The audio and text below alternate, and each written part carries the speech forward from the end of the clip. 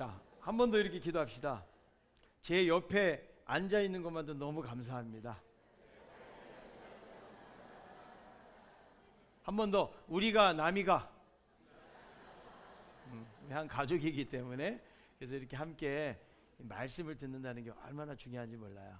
그래서 특별히 요즘 여러분 로마서 이 말씀도 칭의에 관련된 그런 말씀들이 계속 나오는데, 지금 소율이 문답도 이렇게 진도대로 나가다 보니까 오늘도 칭의, 의롭게 하심에 대한 그 말씀을 함께 배우도록 하겠습니다.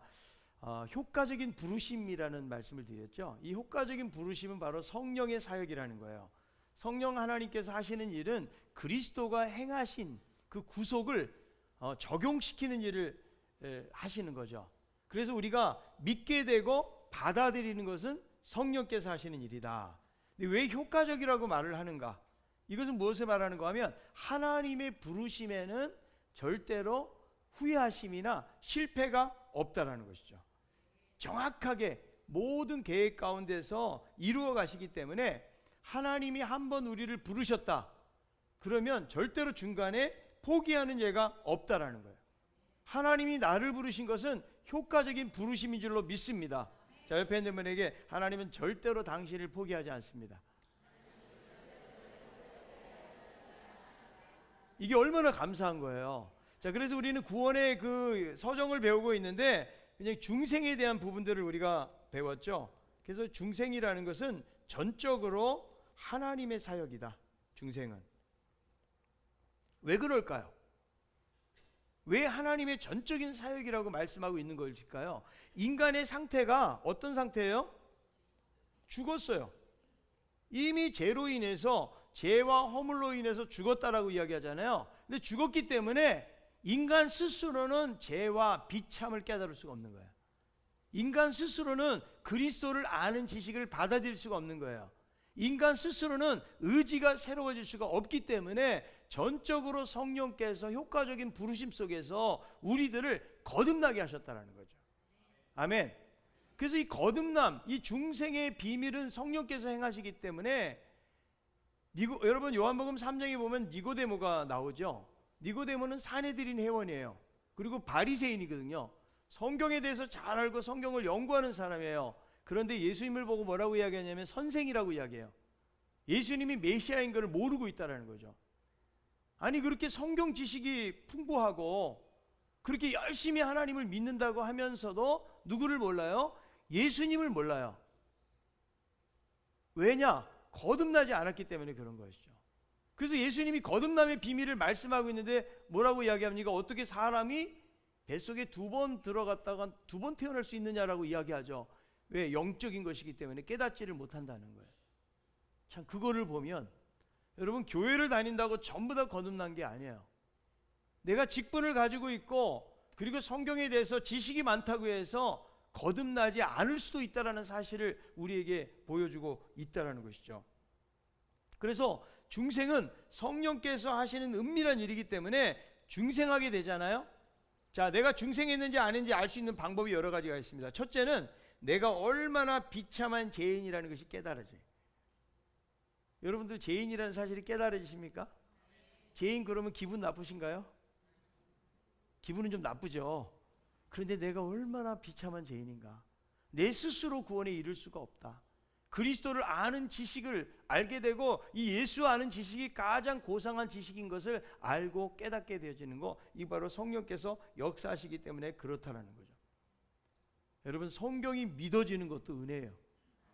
어떻게 믿어지냐고요? 예? 내가 죄인이라는 사실이 깨달아지고 그리고 예수 그리스도가 나의 진정한 구원자라는 사실을 깨달아지는 것, 이것이 바로 중생한 사람의 모습이라고 말할 수가 있는 것이죠. 그래서 이 효과적인 부르심은 여러 가지 유익이 있는데 그 유익은 지난번에 배웠죠. 세상적인 유익이 아니라는 거예요. 하나님께서 우리를 의롭게 하시고 하나님이 우리를 자녀 삼아 주시고 하나님께서 우리를 거룩함에 이르도록 하는 이런 놀라운 유익들을 우리에게 주셨다는 거죠. 자, 그래서 이 세 가지 유익 가운데서 오늘은 첫 번째 칭의, 의롭게 하심에 대해서 함께 배우려고 합니다. 자, 33문 한번 띄워주시기 바랍니다. 한번 읽어봅시다. 시작.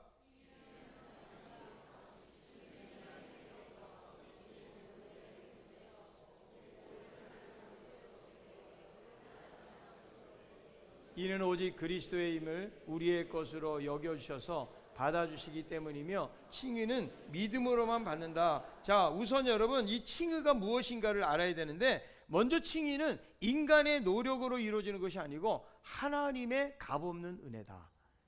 그래서 은혜가 바로 핵심이라는 거죠. 자, 칭의는 두 가지예요. 첫째는 뭐냐면 우리의 죄를 사해 주시는 거. 두 번째로는 우리를 의롭다고 여겨주시고 받아주시는 거.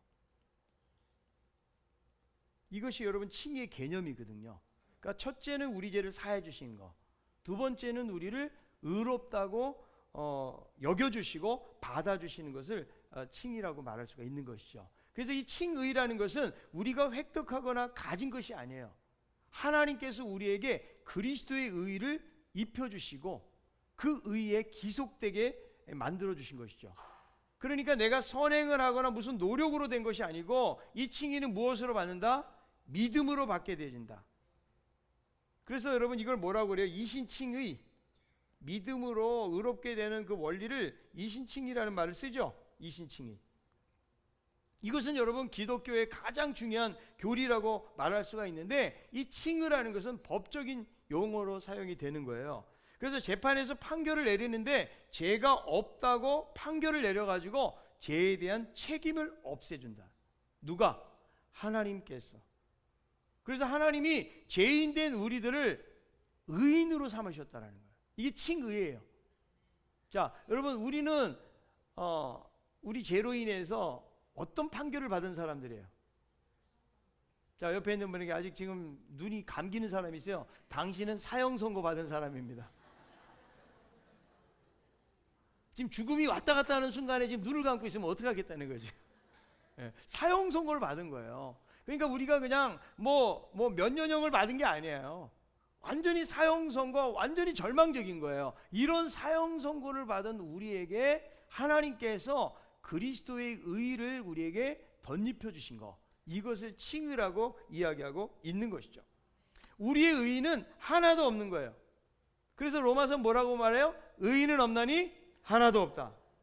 전적으로 부패한 인간에게는 이 의를 찾아볼 수가 없다는 거예요. 물론 그러면서도 우리는 이런 생각하죠. 세상에서 그래도 착하고 의로운 일을 행하는 사람들에 대한 이야기를 하는 거거든요. 그런데 여러분 우리가 생각하는 그 선이라는 거하고 하나님이 생각하시는 선은 다르다는 거예요. 자, 우리가 생각할 때는 그냥 뭐 착한 일 좀 하고 이걸 선이라고 여길 수 있지만, 사실 선이라는 것은 무엇을 말하는 거 하면 하나님의 기준이에요. 하나님의 절대적인 기준 속에 있는 게 바로 선이에요. 그러니까 하나님이 딱 원하시는 이 선이 딱 이렇게 있다 그러면 이거는 완벽한 선이에요. 100점짜리. 근데 우리는 아무리 선행을 하고 노력을 하고 그래도 이 하나님의 선에는 이룰 수가 없기 때문에 의인이 없다라고 이야기하는 거예요. 그러니까 하나님이 인정하실 만한 의인이 없다라는 거예요. 여러분 우리 성도들 가운데서도 참 마음도 선해 보이고 양심적으로 살려고 하고, 그리고 세상 속에서도 선을 행하면서 칭찬받는 분들도 많이 계시거든요. 그런데 그것은 사람이 보는 눈으로 그렇게 평가를 하는 거죠. 하나님이 보실 때에 하나님의 선 아래에서는 아무도 그렇게 선하다라고 인정받을 만한 사람이 없다는 거예요. 왜 그럴까요? 우리는 이미 죄인이기 때문에 그렇다는 거죠. 그래서 우리는 이 죄인임을 벗을 수가 없는 거죠. 그런데 힌두교의 어느 유명한 학자가 이런 말을 했어요. 힌두교는 인간을 죄인이라고 부르는 것을 거부합니다. 인간은 신의 자녀요, 인간은 거룩하고 성결한 존재입니다. 이런 인간을 놓고 죄인이라고 회개하라고 하는 것은 모독하는 것이고 그 자체가 죄라고 이야기하는 거예요. 힌두교는 여러분 범신론이기 때문에 인간 자체가 하나님처럼 될 수가 있는 거예요. 그러니까 죄인이라고 말할 수가 없다라는 거죠. 근데 인간의 본질은 뭐냐면 죄인이다. 에레미야는 말하기를 세상에서 가장 부패하고 더러운 것이 바로 인간의 마음이다. 여러분 우리의 마음 속에서 여러분 항상 좋은 생각만 하고 계십니까? 어떤 생각을 할까요? 우리가 일주일 동안 생각했던 거를 여기다가 영상으로 띄웠으면 좋겠어요. 그럼 아마 저를 비롯해서 여러분 다 도망가야 돼. 예? 그러니까 우리가 보기에는 되게 양심적이고 착하게 생긴 것 같지만, 여러분 나에게 누군가가 욕하면 여러분 가만히 있을 수 있을까요? 한번 해볼까요? 자, 내가 이 사람에게 욕을 했을 때 과연 이 사람이 어떤 반응을 보이는가? 지금 아마 욕을 해도 하나님이 이해를 다 하실 거예요. 제가 교육 차원에서 하는 거니까. 예? 여러분 욕 얻어 먹으면 가만히 있을 사람이 있겠냐? 말 한마디로 나의 자존심만 건드려도 말이죠.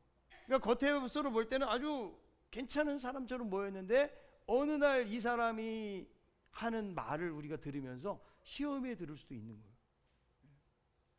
그래서 혹시 길을 가다가 누가 막 싸우고 있으면 전 자세히 안 들여다봐. 혹시 우리 교인일까봐. 뭐 그럴 수도 있는 거거든요. 예. 어떤 사람은 겉으로 볼 때는 막 양복 입고 막 되게 선하게 생겨서, 근데 입에서 나오는 게 막 욕설이 다 나오는 거예요. 그냥 세상 살면서 처음 들어볼 만한 그런 욕설을 하는 사람들도 있거든요. 우리 이 중에서도 아마 있을 수 있을 거예요. 제가 누군지 말을 안 하지만, 교회에서는 권사님이고 집사님이고 교회에서는 장로님이고 뭐 이러는데 막상 세상에 나가서는 우리 이웃에게 그렇지 못한 모습을 보이는 경우가 상당히 많이 있어요. 그 왜 그러냐면 인간의 본성 자체가 착한 본성이 아니기 때문에 그런 거예요. 그래서 죄라는 것은 우리 안에 잠재되어 있고요, 잠자고 있을 뿐이지 그래서 착한 사람은 없다라고 이야기하는 것이죠. 그래서 여러분, 인간은 이 죄로부터 벗어날 수가 없기 때문에 항상 여기 인간에게 따라오는 것이 뭐냐면 죄책감이라는 게 따라오는 거예요. 만약에 여러분, 우리가 실제로 요즘 보면 가끔 살인 사건들 막 나오잖아요. 내가 어떤 사람을 만약에 죽였다고 그래 보세요. 과연 그 죄책감에서 벗어날 수가 있을까? 전쟁을 경험한 사람들이 외상 후 스트레스 장애라는 거에 시달리잖아요. 이 사람들이 뭐 바깥에 나가서 죽이고 싶어 죽인 게 아니고, 내가 안 죽이면 내가 죽을 수밖에 없는 상황이 되다 보니까 막 총을 쏘고 죽어나가는 모습들을 본 사람들이요, 제정신으로 살아가기가 어려워요. 그 외상 후 스트레스 장애에 시달려가지고 그것 때문에 정신적인 고통들을 많이 겪는 것을 보게 되거든요. 그 우리들도 어떤 충격적인 어떤 사건들을 보고 접하게 되면 그것으로 인해서 우리 심리적으로 엄청나게 어려움을 줄 수가 있다는 거예요. 그런데 여러분, 제가 전쟁이라는 말을 해가지고 좀 극단적인 이야기를 했지만, 사실 우리는 생활 속에서 작은 죄를 지어도 그 죄로 인한 죄책감이 우리 안에 있는 거예요. 야, 내가 이런 말 하면 안 되는데 그런 적 있어요, 없어요? 네. 내가 거짓말하면 안 되는데 그냥 전화하면 엄마가 없다고 그러라고 자꾸 그러고 이렇게 하면서 이런 말을 하고 그러면 이게 그냥 술렁 넘어가는 것 같지만, 내가 하나님 앞에서 내 자신을 볼 때는 내가 정말 거짓된 나의 모습을 보게 되는 거예요. 네. 그리고 막 이렇게 생활할 때는 그때는 막 정말 멋지게 생활하지 못하고, 교회 나올 때는 막 누구나 저를 비롯해 양복 다 입고 폼 잡고 이렇게 온단 말이죠. 근데 그런 부분들이 하나님 앞에 있을 때는 야, 내가 얼마나 큰 죄인이라는 사실이 깨달아지게 되어질 수밖에 없다라는 거죠. 그래서 죄를 지으면 죄책감이 있는데, 이 죄의 문제를 누가? 예수 그리스도께서 해결해 주셨는데, 우리의 의를 통해서 획득하는 것이 아니고 그리스도가 이루신 의를 우리에게 덧입혀 주셨다. 그래서 우리가 끔찍한 죄인이라는 사실을 알면서도 하나님은 의인이라고 칭해 주신 거, 이거를 칭의라고 그러는 거예요. 자, 옆에 있는 분에게 당신은 끔찍한 죄인이라고 그럽니다.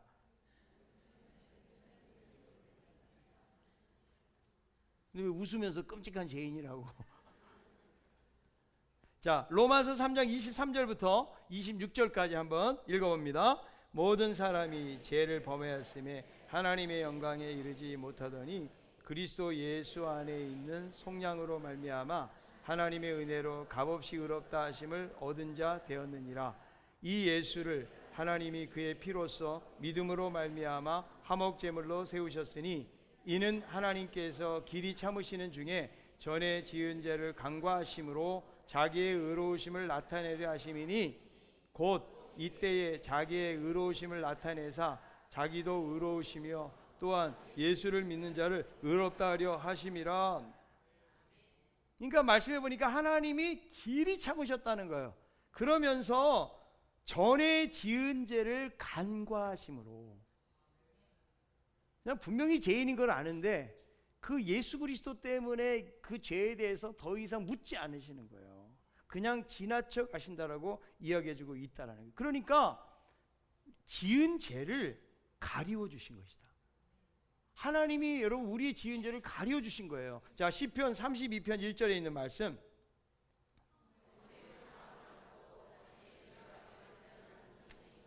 네, 자기 죄가 가려진 자는 복이 있도다. 그래서 제사함 받은 자가 가장 행복한 자라고 그렇게 다윗은 말씀해주고 있다라는 거죠. 여러분, 빚져가지고 하루아침에 당장에 길거리로 나앉게 생겼는데, 여러분 달러 빚이라고 하죠. 달러. 그거 왜 그래요? 그만큼 환율 가치가 높으니까 이자율이 그냥 엄청나게 높은 거예요. 그거 그냥 빌렸다가 그냥 집이 넘어가게 생겼어요. 근데 누군가가 나타나가지고 그 모든 채무를 해결해주면 더 이상 돈을 빌려준 업체에서 나를 괴롭히지 않는 거예요. 그렇다면 여러분 얼마나 기쁘겠어요. 그래서 우리들도 죄에 대한 그 대가를 그대로 지불을 해야 되는데 예수님께서 대신 이 모든 것을 감당하셨기 때문에 우리가 죄사함을 얻게 되었다는 거예요. 그래서 이 죄사함을 얻게 되었다는 것만큼 기쁜 것은 없어요. 아멘입니까? 우리 한번 찬양을 해. 나 자유 얻었네, 너 자유 얻었네. 박수를 좀 힘차게 치면서 해보도록 하겠습니다.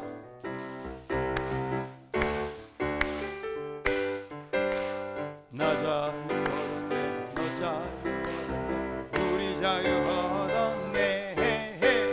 나 자유, 너 자유 얻었네, 우리 자유 얻었네. 주 말씀하시기를, 주 말씀하시기를 제사실 끊겼네, 우리 자유 얻었네. 할렐루야. 나 자유 얻었네, 너 자유 얻었네, 우리 자유. 나 구원 받았네. 나 옆에 사람 보면서 너 구원 받았네, 우리 구원 받았네. 나 구원, 너 구원 받았네, 우리 구원 받았네. 주 말씀하시기를, 주 말씀하시기를 제사실 끊겼네, 우리 구원 얻었네. 할렐루야. 나 구원 받았네, 너 구원 받았네, 우리 구원 나 성령 받았네. 나 성령 받았네, 너 성령 받았네, 우리 성령 받았네.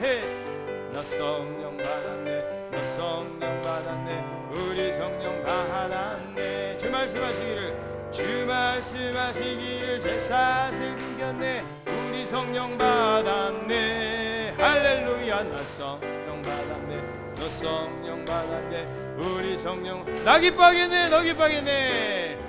나 기뻐하겠네, 너 기뻐하겠네, 우리 기뻐하겠네. 나 기뻐하겠네, 너 기뻐하겠네, 우리 기뻐하겠네.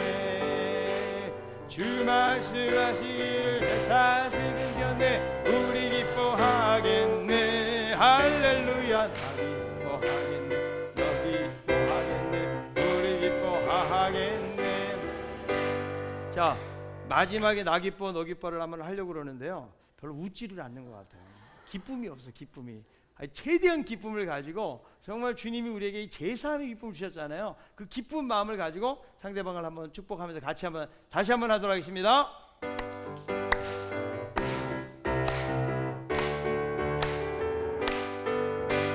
나 기뻐하겠네, 너 기뻐하겠네, 우리 기뻐하겠네.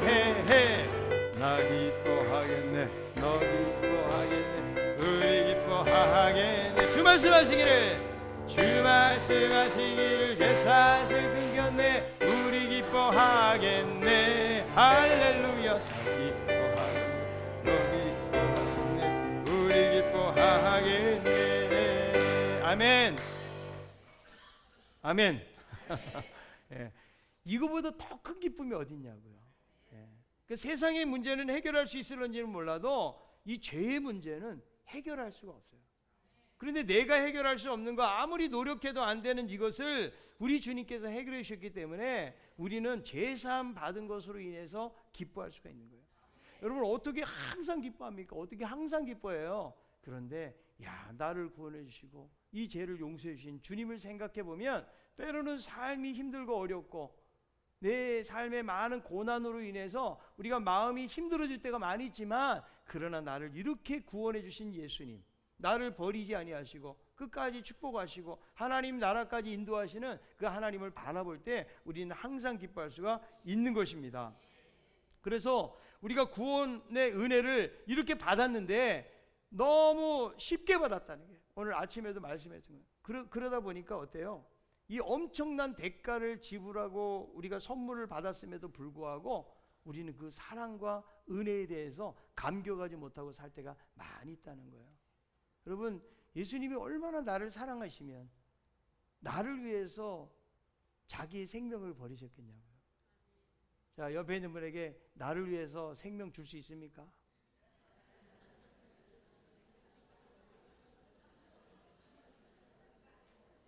지금 밥 한 번 사라고 그래도 살까 말까 하는 판인데,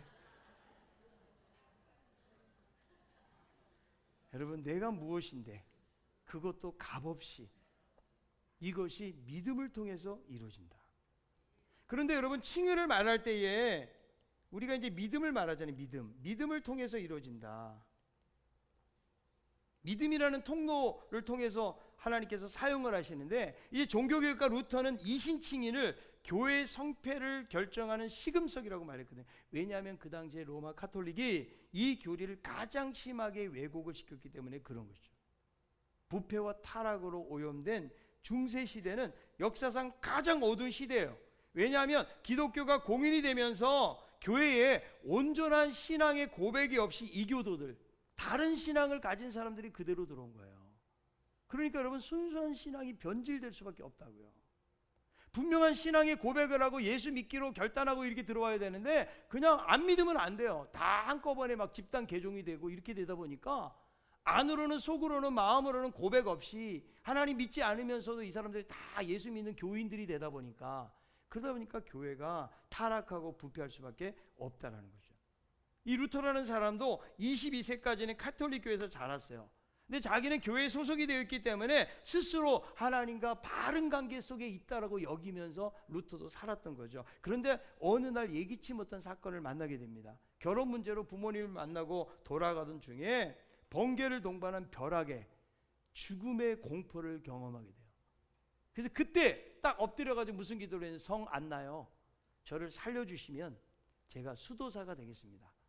이렇게 결단을 하게 된 거예요. 그리고 인연을 끊겠다고 하는 아버지의 극렬한 반대, 지인들, 친구들의 반대에도 불구하고 아우구스티누스 그 수도원에 입문하게 되는 거죠. 이 루터는 아주 모범적인 그런 수도사였어요.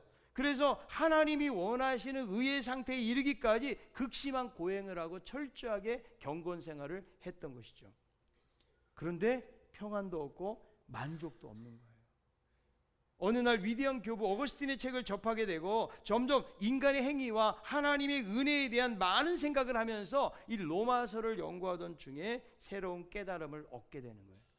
로마서 1장 17절에 보면 복음에는 하나님의 의가 나타난다고 그랬는데 그 의를 공의로 여긴 거예요. 그러니까 완벽한 거룩하심과 죄를 심판하시는 공의로 여기면서 자신의 상식으로는 도무지 그런 의인이 없는 거예요.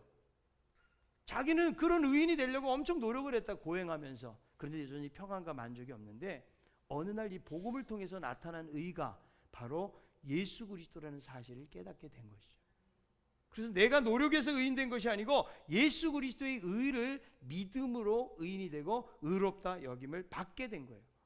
아담이 불순종함으로 죄인되고 하나님의 진노 아래 거하게 되었는데 하나님의 아들 예수가 오셔서 친히 그 저주를 담당하심으로 말미암아 이제는 죄값을 갚아주셨다. 우리가 갚을 수 없는 것을 예수님께서 완벽한 순종을 통해서 갚아주셨다라는 거예요. 우리는 예수님 앞에, 하나님 앞에 감히 나설 수 없어요. 그리스도께서 자신의 의의 옷을 우리에게 입혀주셨다. 여러분, 성경의 잔치부에 보니까 예복을 입지 않는 자는 쫓겨난다고 그랬거든요. 그 예복이 뭘까요? 그리스도의 의의 옷을 말하는 거죠. 여러분 요한계시록 보니까 세마포 옷을 입는다고 그랬잖아요. 바로 예수 그리스도의 보혈로 정결함을 받은 자가 하나님의 백성으로 하나님 나라에 들어갈 수 있다는 것을 보여주고 있는 것이죠. 그래서 이 모든 것들이 하나님의 의라는 것이죠. 자, 그런데 믿음이라는 것, 믿음을 통해서 우리가 의롭게 여기다 보니까 믿음은 하나의 도구잖아요. 근데 믿음도 행위처럼 될 수가 있다는 거예요. 내가 믿었으니까 이렇게 될 수가 있다는 거죠. 그런데 이걸 상징적으로 말을 하자면 여러분 물에 이제 컵에 물이 있어요. 그러면 이 컵이 뭐냐면 믿음. 이 물은 뭘까요? 은혜라는. 여러분이 믿음이 이 믿음이라는 도구 자체가 목마름을 해결해 주는 게 아니에요. 목마름을 해결해 주는 건 뭐예요? 은혜. 물이에요, 물. 그러니까 믿음은 일종의 도구로 쓰여지는 것이지 믿음 자체가 뭔가가 행위가 돼가지고 그렇게 되는 것이 아니라는 거예요. 심지어 여러분 어때요? 우리가 믿는 믿음도 누가 주셨다? 성령 하나님께서 깨닫게 하시고 우리에게 선물로 주셨기 때문에 우리의 것으로 자랑할 것이 아무것도 없다라는 것이죠. 우리의 의의는 불완전해요. 우리의 작은 의를 덧입혀가지고 더 크게 만드시는 것이 아니라는 거예요. 우리의 의의는 아무것도 자랑할 것이 없어요. 그런데 예수 그리스도 그분의 의로 말미암아 우리에게 옷 입혀주셨기 때문에 우리가 의로운 사람이 되고 하늘나라에 갈 수가 있는 것이죠.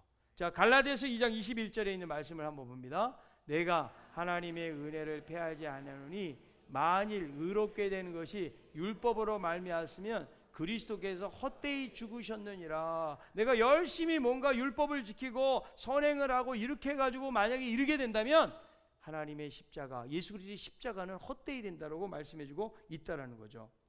그래서 여러분 우리가 의롭다 여김을 받은 사실에 대해서 자랑할 것이 아니라는 거예요. 이건 내 믿음 때문이라 이렇게 자랑할 수가 없다라는 거예요. 왜? 이 모든 것이 하나님의 선물이기 때문이라는 거예요. 자, 로마서 3장 27절. 있을 수 없느니라. 무슨 법으로냐 행위로냐 아니라 오직 믿음의 법인. 그래서 여러분 행위로 의롭다 여김을 받게 되어진다는 것은 성경의 정신과 위배가 되는 거예요. 죄인들이 하나님 앞에서 의로움을 여기는 것은 딱 한 가지 믿음밖에 없다는 거죠. 자, 고린도전서 1장 30절. 너희는 하나님으로부터 나와서 그리스도 예수 안에 있고 예수는 하나님으로부터 나와서 우리에게 지혜와 의로움과 거룩함과 구원함이 되셨으니 주님께서 우리의 의로움이 되셨다라고 말씀해주고 있다라는 거죠. 그래서 그 그리스도의 의가 우리에게 전가가 된 거예요. 마치 아담이 불순종함으로 인해 가지고 죄가 모든 인류에게 전가가 된 것처럼 그 예수 그리스도가 순종함으로 말미암아 그분의 의가 우리에게 전가가 된 것이다. 자, 고린도서 5장 21절. 하나님이 죄를 알지도 못하신 이를 우리에 대신하여 죄로 삼으신 것은 우리로 하여금 그 안에서 하나님의 의가 되게 하려 하심이라. 주님이 대신 죽으심으로 그 의를 우리에게 전가시키신 거예요. 근데 이 전가시키는 통로가 뭐냐면 바로 믿음. 그래서 여러분이 우리가 이 믿음조차도 자랑할 수가 없는 거예요. 자, 어떤 사람은 믿음은 꼭 사랑과 회개가 동반되어지는 믿음이라고 말할 수도 있거든요. 자, 그렇게 되다 보면 믿음이 조건이 되고 행위로 이것이 작용될 수도 있는 것이죠. 그래서 오직 믿음으로. 근데 이렇게 말하다 보니까 의롭다 여김을 받는 것이 선행의 필요성을 부인하는 것처럼 그렇게 비난을 받기도 한다는 것이죠. 자, 여러분 믿음 속에 행함이 포함되어 있는 것일까요? 어때요? 그런 것 같기도 하고 아닌 것 같기도 하고. 여러분 믿음과 선행의 관계를, 자, 믿음 안에 선행이 포함된다 그러면 선행이 없으면 믿음이 아닌 것이죠. 그래서 야고보 사도도 행함이 없는 믿음에 대해서 그렇게 말씀을 하기도 하잖아요. 자, 그런데 그런 측면으로 받아들이는 것보다는 믿음의 선행이 포함된 것이 아니고 믿음은 다른 모든 은혜와 협력해서 선한 행위를 이끌어낸다는 거예요. 그래서 루터는 칭의를 논할 때 행위를 고려할 필요가 없다. 그러나 태양이 빛을 내뿜듯이 참된 믿음은 행위를 유발시킨다. 이렇게 이야기를 했어요. 여러분, 천주교는 어때요? 구원론 자체가 오직 믿음이 아니에요. 믿음 플러스 선행이에요. 이렇게 이야기하다 보니까 둘 중에 하나만 없어도 이 구원에 이르지 못한다라고 여기는 거예요. 그래서 이 캐톨릭에서 아주 강의를 잘하는 그 교수가 이야기하기를, 캐톨릭은 믿음과 행위다 이렇게 이야기하면서 성철 스님도 구원을 받는다는 거예요. 왜냐하면 행위를 본다는 거죠. 행위. 그럼 믿음은 어디로 가는 거예요? 믿음을 갈 곳이 없는 것이죠. 이럴 수 있는 거예요, 여러분. 그래서 믿음을 통해서 행위가 유발되어져서 나오는 것이지, 그 안에 이게 딱 포함이 돼 있어가지고, 물론 여러분 믿음과 행위를 예를 들어서 우리가 양면의 날처럼 한쪽이 믿으면 한쪽 이렇게 행위로 여길 수 있거든요. 그런데 여러분 성경 보세요. 로마서 4장 5절에 있는 말씀. 이를 아니할지라도 경건하지 아니한 자를 의롭다 하신 이를 믿는 자에게는 그의 믿음을 의로 여기셨다. 아브라함도 믿으니 의로 여기셨다는 거예요. 그러니까 이제는 난 믿기만 하고 아무 나에게 행위가 필요 없다 이렇게 지금 접근하고 있는 게 아니에요, 여러분. 그렇죠? 그러나 하나님이 우리를 구원하시는 방법은 인간의 어떤 행위를 보시고 구원하시는 것이 아니고 자신의 의를 덧입히셔가지고 이것을 믿음으로 받아들인 자에게 구원을 하시기 때문에 오직 믿음이 바로 칭의의 중요한 수단이 된다는 사실을 우리에게 보여주고 있다는 것이죠. 그래서 칭의를 뭐라고 이야기하느냐? 은혜라고 이야기하는 거예요. 우리 행위는 아무것도 들어갈 것이 없어요. 그런다고 행위가 필요 없으니까 그냥 오직 믿음으로 살자 이런 의미가 아니에요. 우리의 믿음을 통해서 하나님이 역사하시지만 그런 믿음을 가진 자에게는 행위가 유발되어서 나오는 거예요. 그래서 이제는 하나님의 성령을 힘입고 살아가는 사람들은 세상 속에서도 내 자신을 돌아보고 회개하고 우리가 선을 행하는 것이지, 내가 구원을 받기 위해서 선을 행하고 내가 좋은 일을 하고 양심을 지키며 살아가는 것은 아니다. 그래서 칭의의 문제는 오직 그리스도의 은혜다. 이렇게 말할 수가 있는 것입니다. 의롭지 못한 우리가 아무리 선을 행한다고 할지라도 그것만 가지고는 하나님이 이루시는 선에 이를 수 없어요. 그래서 스스로 안 되기 때문에 하나님께서 예수 그리스도를 보내셔서 그분을 통해서 우리로 하여금 구원의 자리에 이르도록 하신 것이죠. 아멘. 여러분, 걷는 자 위에는 누가 있어요? 뛰는 자가 있고요. 뛰는 자 위에는 나는 자가 있어요. 나는 자 위에는 뭐가 있는지 아세요? 붙는 자가 있어요. 붙어 있으면 돼. 예수 그리스도가 행하신 거에 우리는 그냥 붙어서 가는 거예요. 그분이 행하신 의를 힘입고, 그럴 때 우리에게 칭의의 놀라운 축복을 통해서 하나님의 자녀로 살아가는 그런 은혜를 주셨다. 그래서 효과적인 부르심의 유익 가운데서 첫 번째 유익이었던 칭의에 대해서 우리가 배운 것입니다. 의롭지 못한 죄인을 의롭게 하시고 구원의 길로 가게 하신 하나님을 찬양합니다. 네, 다 같이 일어나 찬양하도록 하겠습니다.